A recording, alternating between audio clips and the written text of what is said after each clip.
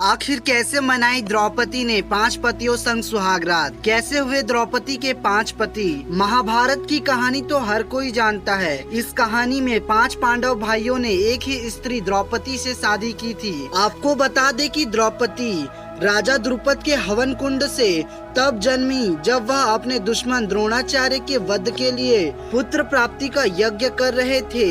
इस यज्ञ के हवन कुंड अग्नि से एक पुत्र तो जन्मा ही, साथ ही द्रौपदी का भी जन्म हुआ। आज हम आपको बता रहे हैं उसी द्रौपदी और 5 पांडवों के बारे में कि उन्होंने सुहाग रात कैसे मनाई।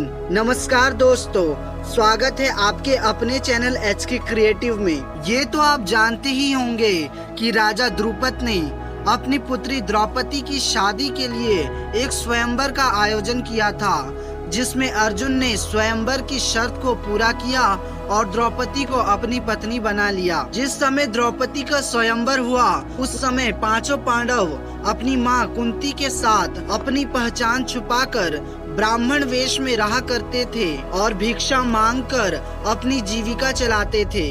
पांडव जितनी भी भिक्षा मांगकर लाते थे उसे अपनी मां कुंती के सामने रख दिया करते थे। मां कुंती भिक्षा को 5 पुत्रों में बांट दिया करती थी। जब उस दिन अर्जुन द्रौपदी को घर लेकर आए तो उन्होंने दरवाजे से माता कुंती से कहा कि देखो माँ, आज हम आपके लिए क्या लाए हैं। लेकिन कुंती घर के कार्यों में व्यस्त थी, इसलिए उन्होंने बिना देखे ही यह कह दिया कि जो भी लाए हो उसे 5 भाई आपस में बांट लो। अब आपको ये तो पता ही होगा कि पांडव भाई बड़े ही सत्यवादी और अपनी माँ के हर आदेश का पालन करना अपना धर्म समझते थे।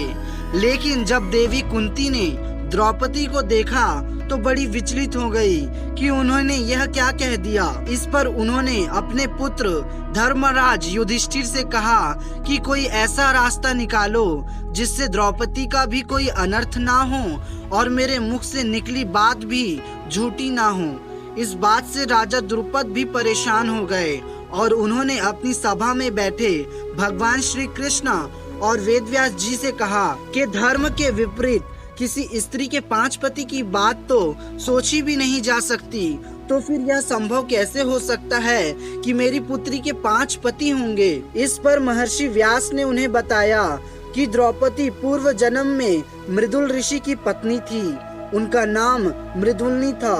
उनके पति की मृत्यु अत्यंत अल्पायु में हो गई थी, जिसके कारण देवी मृदुल्नी ने शिव शंकर की घोर तपस्या की, जिससे प्रसन्न होकर महादेव ने उन्हें 5 पतियों का वरदान दिया था। महर्षि वेदव्यास जी के समझाने के बाद राजा द्रुपद अपनी पुत्री द्रौपदी का 5 पांडवों के साथ विवाह करने के लिए राजी हो गए थे। इसके बाद सबसे पहले उनका विवाह युधिष्ठिर के साथ किया गया और उस रात देवी द्रौपदी ने युधिष्ठिर के साथ ही कक्ष में अपना पत्नी धर्म निभाया। अगले दिन द्रौपदी का विवाह भीम के साथ हुआ और उस रात द्रौपदी ने भीम के साथ पत्नी धर्म निभाया। इसी तरह अगले दिन अर्जुन, फिर नकुल और फिर सहदेव के साथ द्रौपदी का विवाह हुआ और तीनों के साथ में द्रौपदी ने हर एक दिन अपना पत्नी धर्म निभाया। लेकिन सोचने वाली बात यह है कि एक पति के साथ पत्नी धर्म निभाने के बाद उसने अपने दूसरे पतियों के साथ अपना पत्नी धर्म कैसे निभाया।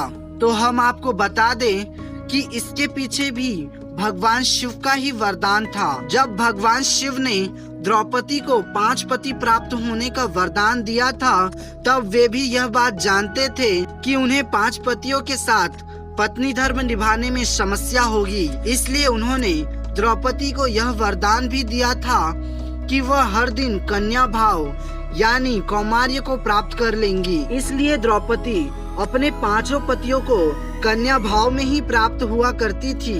लेकिन संतान के लिए भगवान श्री कृष्ण ने द्रौपदी को यह सुझाव दिया था कि हर साल वो पांडवों में से किसी एक के साथ ही समय व्यतीत करे। साथ ही जिस समय वह अपने कक्ष में किसी एक पांडव के साथ हो तो उनके कक्ष में कोई दूसरा पांडव प्रवेश न करे।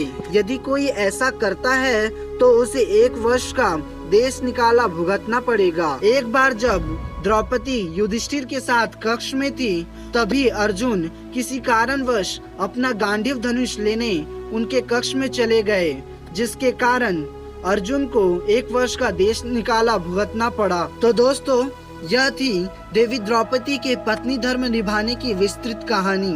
आपको देवी द्रौपदी की जोड़ी किस पांडव के साथ सबसे अधिक प्रिय लगती है, कमेंट करके जरूर बताइएगा।